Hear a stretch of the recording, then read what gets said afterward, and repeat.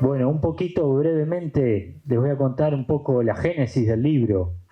Bueno, el libro tuvo dos fuerzas motrices, digamos. Una que fue vinculada más a una coyuntura particular en el año 2020, producto de una pandemia que nos atravesó y que nos reconfiguró el trabajo a cada uno de nosotros.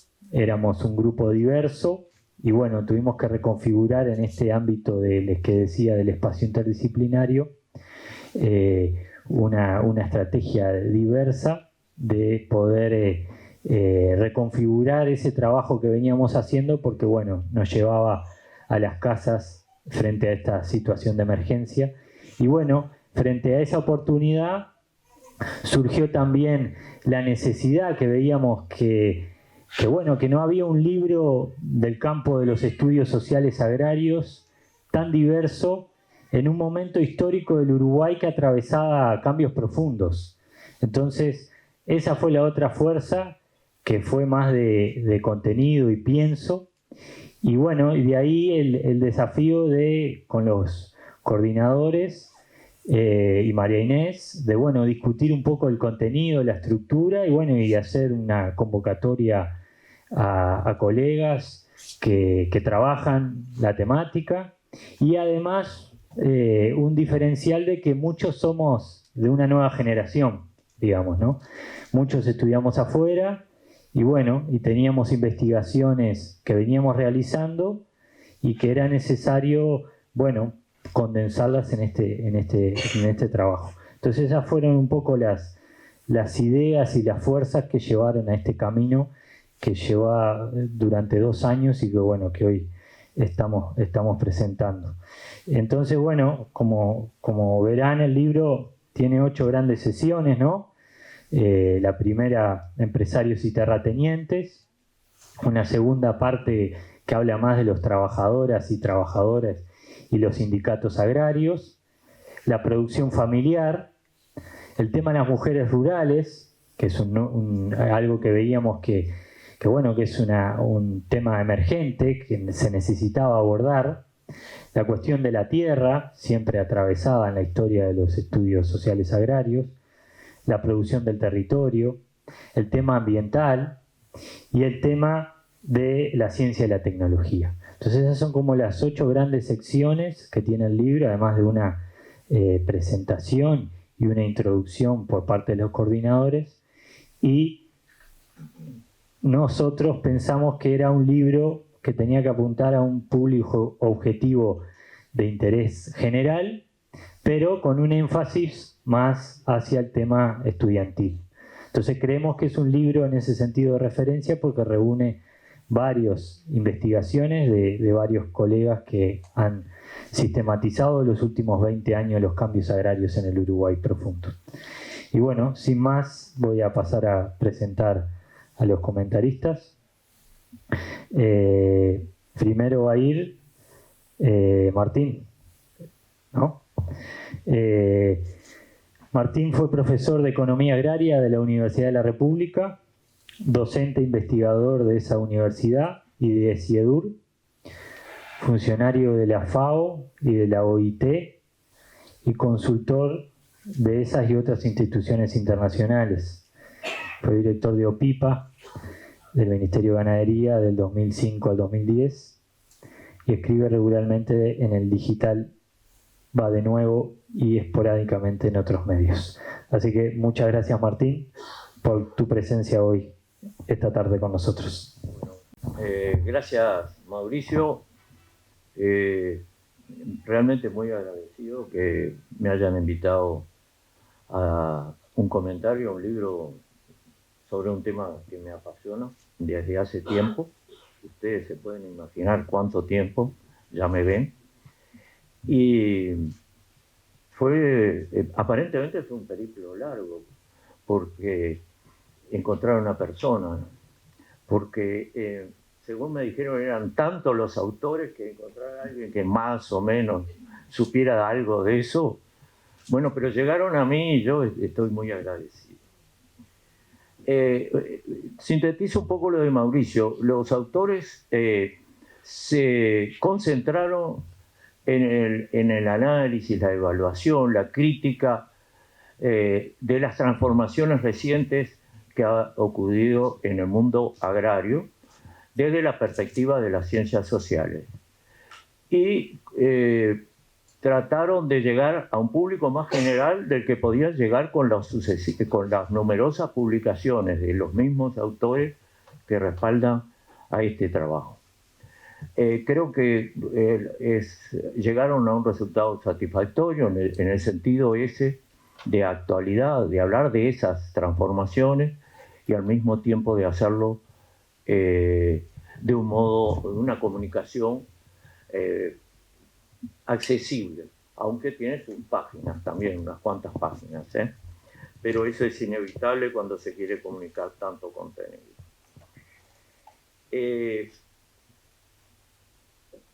Para comenzar un poco el análisis, cuando el lector no va a encontrar un marco teórico común, no va a encontrar un marco analítico común, pero también se puede llevar esto algunas sorpresas si lo toma así. Como dijo María Inés en la presentación del libro, hay cierta perspectiva crítica y cierta vocación política de cambio. Así lo dice María Inés. Yo creo que bastante más que cierta, dicho sea de paso, ¿no? Cierta perspectiva crítica y cierta vocación política de cambio. Eso es lo que uno siente como una cierta unidad, sin partir de un marco común, teórico común, algo que es bastante difícil en las ciencias sociales. Por otra parte, los autores, yo diría que todos, buscan diferenciarse del marco teórico predominante, de la corriente principal. Para eso recurren a autores actuales, pero también de vez en cuando algunos viejos. Uno por ahí encuentra citas a Marx, a Chaganov, ese tipo de cosas que en la década del 60 eran el pan de cada día, pero que llegaron a olvidarse durante bastante tiempo. Así que en esa búsqueda es algo muy difícil. Es mucho más fácil agarrar y leer lo que están produciendo otros, que ya viene digerido, y seguir en la corriente, pero es realmente importante. Ojalá que progresen en esa dirección. Creo que los lectores van a valorar bastante varias cosas que están en el libro. La primera, ya está en el título, son las transformaciones recientes en el agro.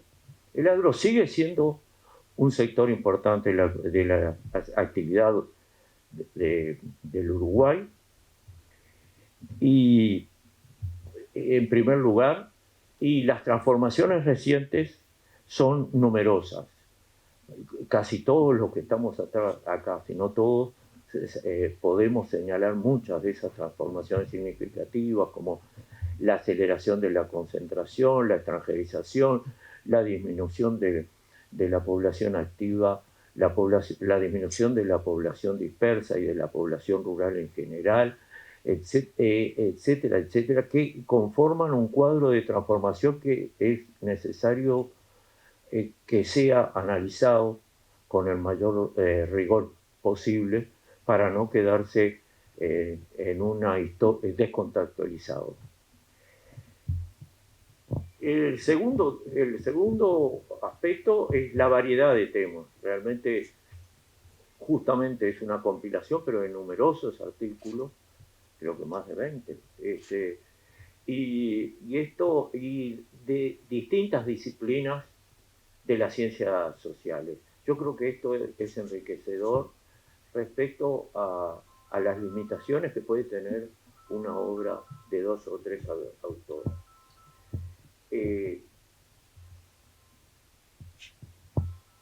En definitiva, ofrecen una versión actualizada de la compleja sociedad rural, que escapa a estereotipos que con frecuencia escuchamos.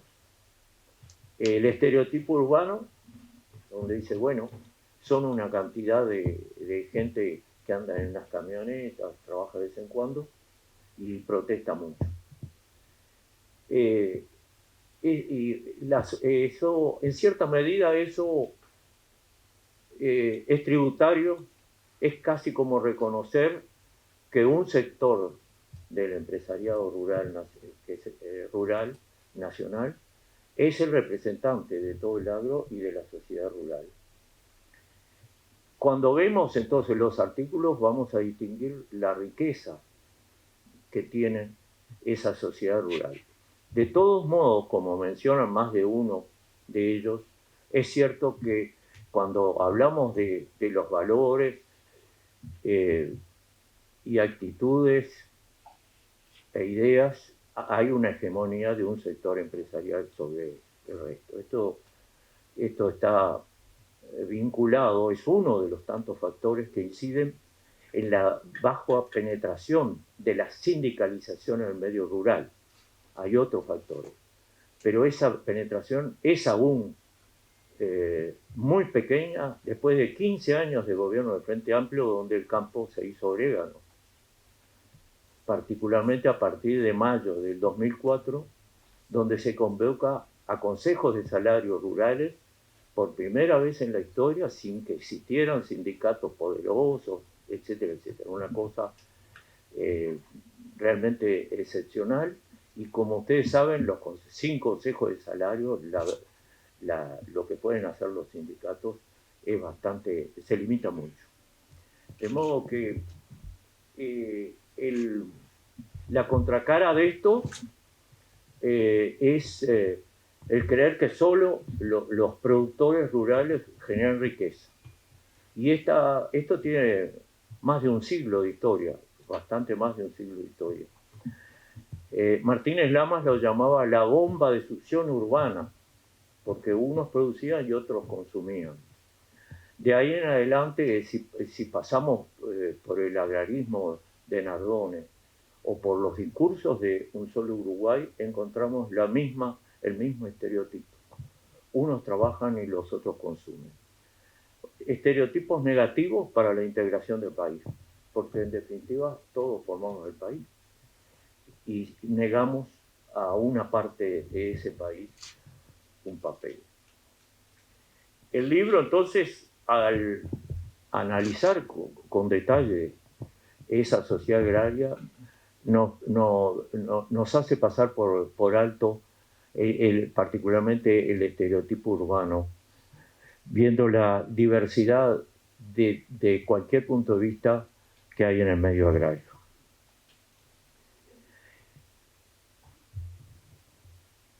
En vista de que hay tantos investigadores jóvenes, esto es tremendamente, que haya investigadores jóvenes con tanta vocación, con tantas ganas de encontrar cosas nuevas, desde perspectivas nuevas, realmente no es tan fácil de encontrar. Y todos esos reunidos alrededor de uno de los tantos temas de las ciencias sociales, menos.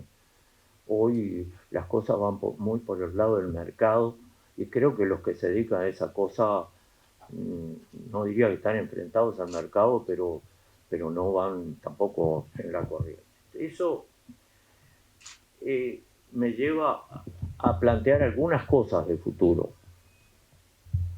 ambiciosas, por cierto. ¿Cómo encarar un trabajo colectivo que, hasta donde sea posible, parta de un marco conceptual común, que aborde ampliamente la temática? Después vamos a decir algunos temas que podrían estar, y que traspase la historia reciente, que trate de hurgar en el futuro, que trate de ver cuáles son las alternativas del futuro. Hay una gran desconformidad con el proceso de reducción de los productores familiares en Uruguay a lo largo de todos los artículos. Bueno, ¿y cuáles son las alternativas?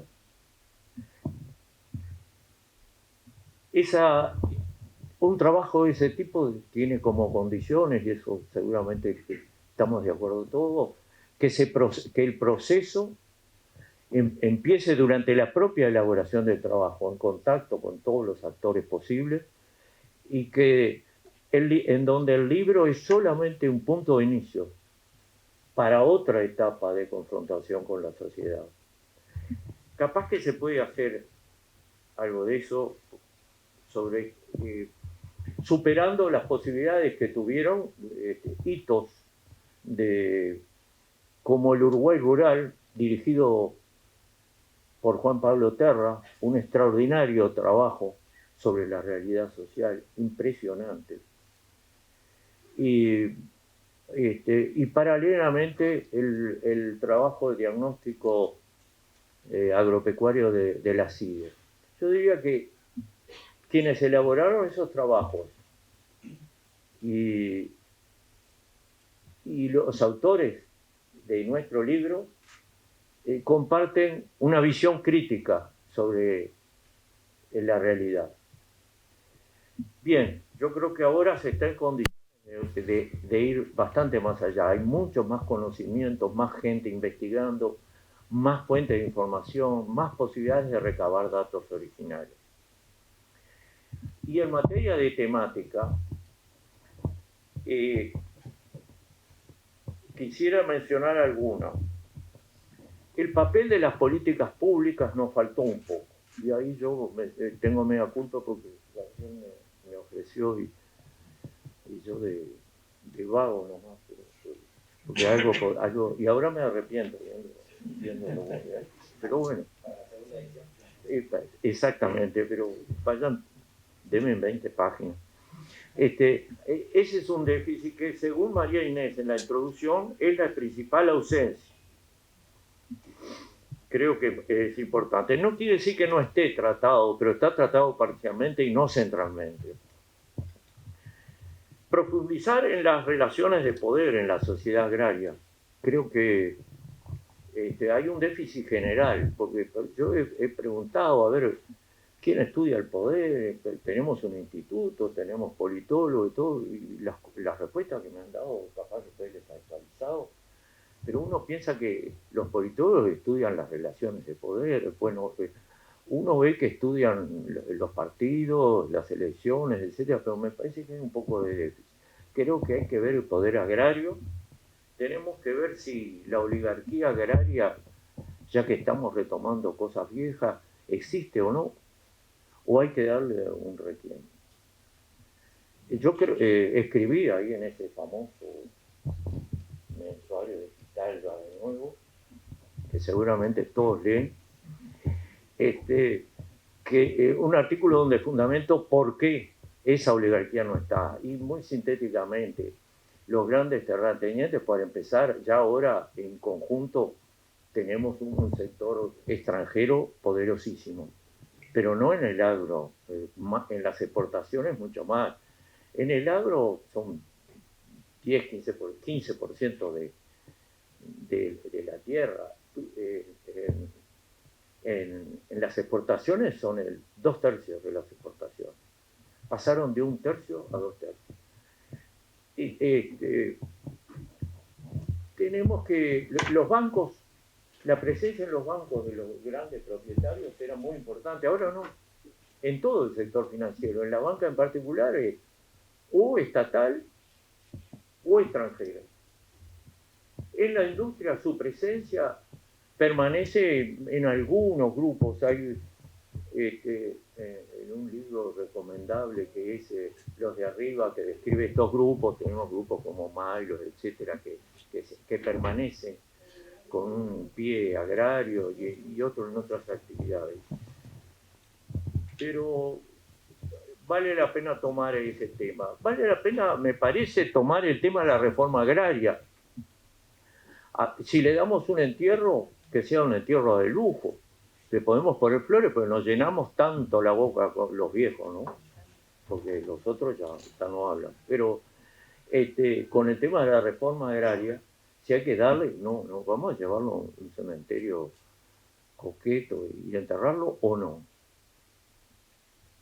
Porque yo digo, a nadie le gusta la desaparición de los productores familiares, que es un tema que es otra pregunta.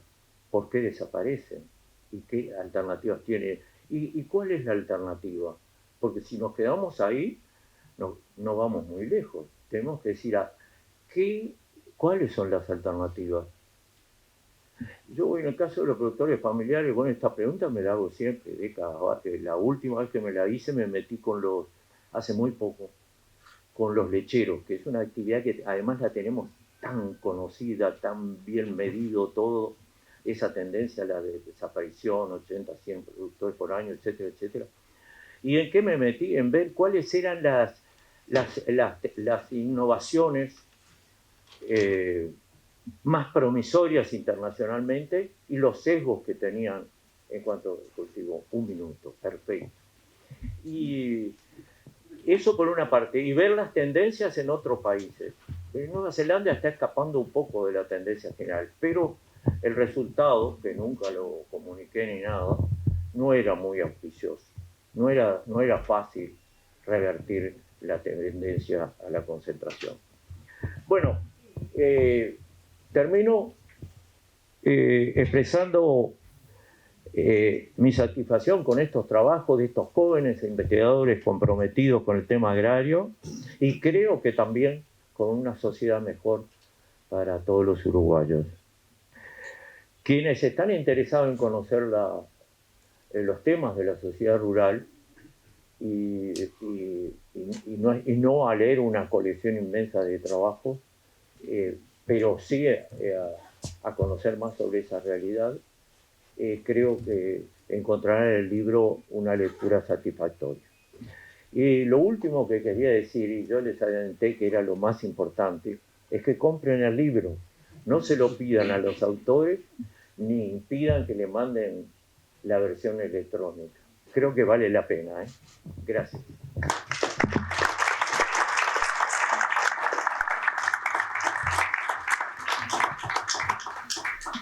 Bueno, muchas gracias Martín por tus palabras. Vamos a presentar a Carolina García. Ejerce el periodismo desde hace 30 años con diferentes roles en los medios de comunicación. Es presentadora del informativo Subrayado, Canal 10, desde el 2002. En los últimos años ha enfocado su perfil profesional a cuestiones ambientales, problemáticas del desarrollo y asuntos de género. Ha participado en diversas actividades vinculadas a estos intereses, convocada por instituciones públicas, privadas, organismos internacionales y la sociedad civil. Y últimamente tiene estudios de género y políticas públicas en Flaxo Uruguay y actualmente es estudiante de la licenciatura en Desarrollo de la Universidad de la República. Muchas gracias, Carolina. Muchas gracias por invitarme. Me siento así como la invitada de afuera, ¿no? Porque me parece que todos más o menos entendieron, captaron lo que Martín acaba de decir, acaba de comentar. Así que el libro me llega y lo leo y lo sobrevuelo, no lo leí todo, debo admitir, más que con una mirada de periodista, con una mirada de estudiante de desarrollo, porque bueno, no puedo obviar ahora la perspectiva desde ese lugar y en particular también con una perspectiva de género. Entonces lo que hice va a ser absolutamente arbitrario y muy sesgado. Busqué a las mujeres en este libro y la verdad que me quedé muy satisfecha porque encontré muchas miradas sobre las mujeres rurales, muchas perspectivas feministas, inclusive nombrando la teoría económica feminista, la perspectiva de la sostenibilidad de la vida y estos conceptos que nos vienen a las feministas con mucha fuerza y mucha necesidad. Entonces, es así, ¿no? Voy a repasar algunas cosas que tienen esta línea y que creo que de alguna manera también representan a esa integrante de ese mundo que también nos contaba un poco Martín. Desde la economía feminista, entonces entiendo, y voy a leer algunas cosas para ordenarme porque soy un poco caótica, aparecen obviamente los elementos de la desigualdad de género que están en toda nuestra sociedad, pero creo que se manifiestan de una manera más cruda y tal vez novedosa en el sentido de visibilizar algunas cosas que de repente en otras interpretaciones o análisis no están. Creo que ese es como un aporte muy importante de todos los trabajos de las mujeres investigadoras y también de varones que aparecen en el libro. Hay una perspectiva interseccional, hay una perspectiva que también trae como la práctica de las mujeres en los territorios.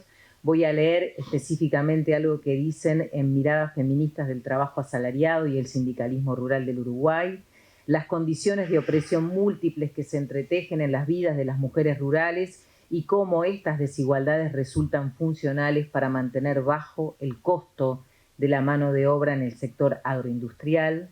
Abordar estas desigualdades no como una excepción o particularidad que recae exclusivamente sobre las mujeres, sino como parte de una tendencia en los modos de gestión del trabajo. Esto dicen las autoras, no quiero nombrar a todas, pero bueno, ya que cité específicamente a Rodríguez Lezica, Lorena, Alicia Miliaro y Julieta Krapagokias, creo que es así, o Krapovicas. Creo que esto de alguna manera aparece en varios de los artículos que hablan sobre la situación de las mujeres rurales.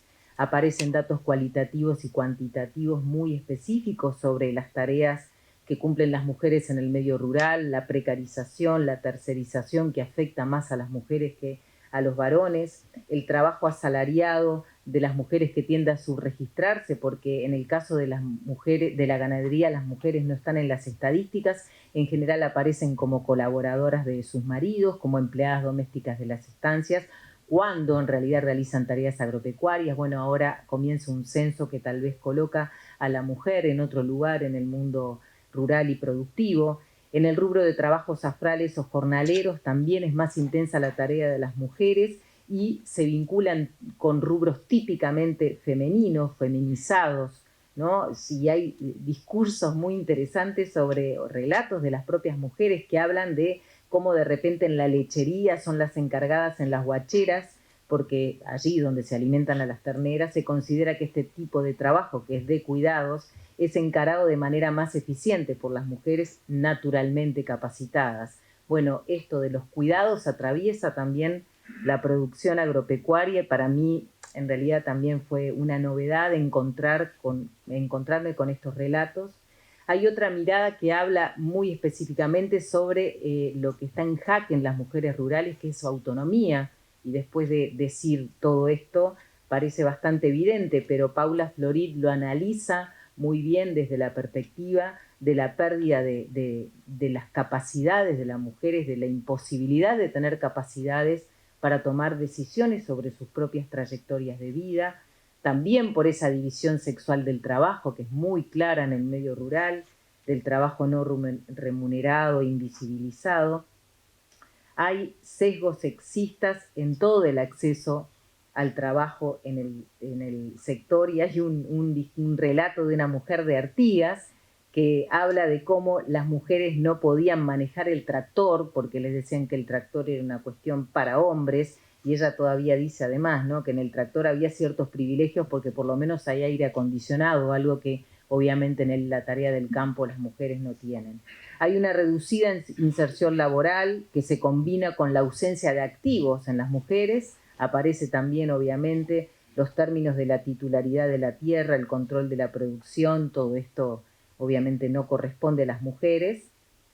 Por tanto, termina diciendo este artículo sobre la autonomía de las mujeres, es notoria la fuerte dependencia que tienen las mujeres frente a los varones, una dependencia que muchas veces lleva a que la aspiración de las mujeres esté subordinada a casarse, a tener un esposo, una pareja, para poder tener también un lugar en este medio rural. De todas maneras, más allá de este panorama que parece bastante tremendo, aparecen también resistencias ligadas o resistencias a los modelos más hegemónicos del desarrollo productivo actual, que hablan de las resistencias de las mujeres en determinadas áreas. En el capítulo, por ejemplo, de la producción familiar que mencionaba Martín, de la agricultura familiar, están mencionadas y creo que tienen una participación muy activa las redes de mujeres rurales, ¿no?, tanto la red de grupos de mujeres del Uruguay como la Asociación de Mujeres Rurales en lo que son las disputas de las políticas públicas por mejoras, por políticas diferenciales para defender el impacto de este desarrollo más capitalista en las organizaciones familiares de producción. Eso también aparece y me parece relevante que dentro de las 12 organizaciones nacionales que hablan de esta resistencia y de este trabajo colectivo aparezcan organizaciones de mujeres. Luego hay también una mirada que es muy interesante localizarla en Uruguay, porque las autoras hablan de eso y creo que quienes más o menos nos acercamos a los temas ambientales o agroecológicos, sentimos que la agroecología es prácticamente marginal en el país y que algunos reclamos de las ecofeministas no están como ligados a nuestro territorio del Uruguay blanco, sin indígenas y todo ese mito, ¿verdad? Que creo que empieza a ser un mito en el sentido de que hay una reivindicación grande. Entonces aparece la agroecología, pero ligada al rol de las mujeres, con las mujeres rurales como con un papel clave en lo que es el escalonamiento de la agroecología. Y aquí se mencionan muchos testimonios y artículos documentados de trabajos de América Latina donde aparecen las mujeres en un rol muy importante en esta transformación productiva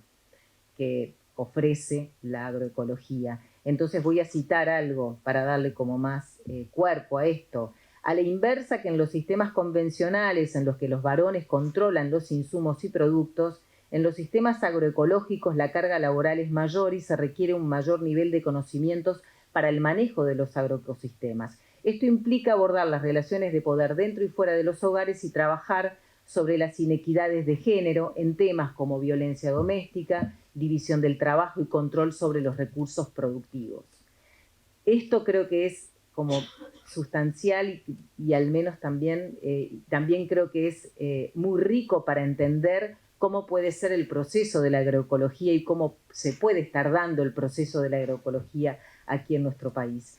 Para terminar, quiero decir también que hay un capítulo o un eje que es muy interesante, que reúne todas estas miradas, que me pareció también muy elocuente que estuviera significado así, ¿no? Que hable del capítulo de la transformación productiva y sus efectos sobre la biodiversidad y la vida de las mujeres, ¿no? De alguna manera, en los estudios ambientales sobre el impacto de la producción y de la contaminación y de la industria sobre los territorios, siempre se habla de alguna manera de cómo ese impacto pega, sobre todo en el medio más rural, en la biodiversidad, en la tierra, en el suelo y en las mujeres, porque las mujeres son las que están en esos territorios, en contacto con esos recursos naturales. Por lo tanto, este capítulo aborda el impacto en la biodiversidad, pero aborda también el impacto de los plaguicidas y la salud ambiental en el contexto de la sojización uruguaya, y también habla de los ecofeminismos y las luchas territoriales en defensa de la vida desde Uruguay. El ecofeminismo que les decía de alguna manera parece algo ajeno, se encuentra también en el territorio a través de las experiencias de mujeres rurales de Canelones que están de alguna manera, y también de Montevideo, organizadas en defensa del territorio. Quiero mencionar también a las guerreras silenciosas que coloca una investigadora, Valentina Pereira, sobre las mujeres rurales de Canelones que revalorizan las plantas medicinales, que recuperan la autogestión, la valorización de la naturaleza y de lo rural, del cuidado ambiental, de la grupalidad. Y de alguna manera, para cerrar, después de todo este bombardeo, y seguiría hablando horas, me gustaría retomar a una autora que está bastante citada, que se llama Maya Pérez Orozco, que es una economista feminista española muy potente, que sobre todo para la economía feminista ha sido sustancial en un término que tratamos de incorporarlo, que es la sostenibilidad de la vida, que aparece mencionado. Ella nos advierte en varios libros que tienen mucha difusión en América Latina, junto con otras economistas feministas. Desde hace más de una década nos está advirtiendo sobre la crisis ecológica global, sobre la crisis de los procesos de reproducción social, la crisis política de representación, la crisis de ética de sentido, dice ella, una crisis civilizatoria en la que se tambalea el crecimiento económico como noción fundamental. Y por ello plantea esto de la sostenibilidad de la vida, que dice es imperioso, un circuito integrado entre producción, reproducción, trabajo remunerado y no remunerado, mercado, Estado y hogares, observando de qué manera este circuito puede generar las condiciones para una vida que merezca ser vivida. De alguna manera ella, desde una perspectiva feminista, coloca también una buena definición sobre lo que puede ser el desarrollo, un concepto que está tan discutido y que tiene tantas interpretaciones.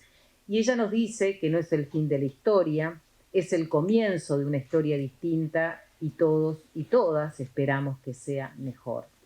Por lo tanto, sobre estos conceptos, creo que este libro deja abiertas las puertas para las reflexiones y también para las urgencias. Gracias.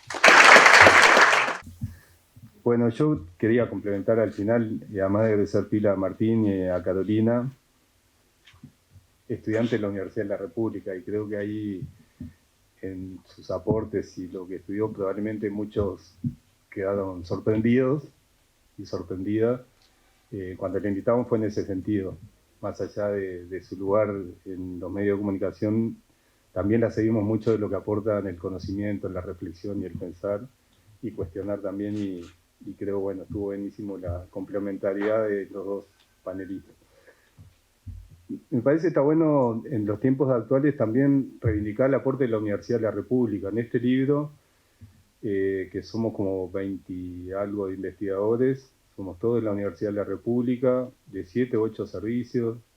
Está la Facultad de Agronomía, Ciencias Sociales, Psicología.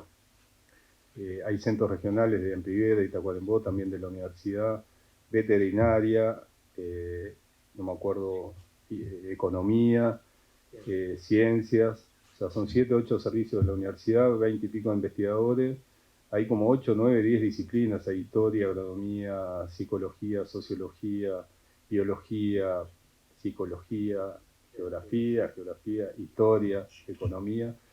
Y como todo aporte que a veces no logramos darle la visibilidad o el reconocimiento que tiene que hacer la universidad, creo justamente es eso, es invitar a la reflexión y a pensar, y sobre todo a pensar en tiempos probablemente donde falta ese debate claro, con argumento, que creo que el libro aporta en ese sentido, franco, debate franco, claro, pero que tenga ese argumento, y en este caso, bueno, es el aporte que hacemos.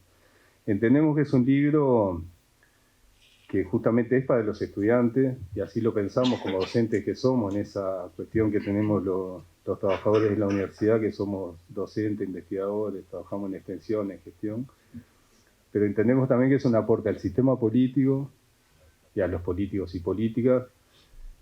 Creemos que también es un aporte a las organizaciones sociales en su diversidad de expresiones, también para el mundo empresarial. Creo que, bueno, es importante que los debates y los desafíos contemporáneos que tenemos como país puedan tener este tipo. No es el único, tiene mucha ausencia, efectivamente, el libro, pero eso busca invitar al debate reflexivo en contextos mundiales, regionales bastante complejos. Y bueno, creo que está bueno ese cierre de valorar también nuestro lugar, que es la Universidad de la República, y el aporte a los problemas nacionales que desde este libro intentamos modestamente aportar.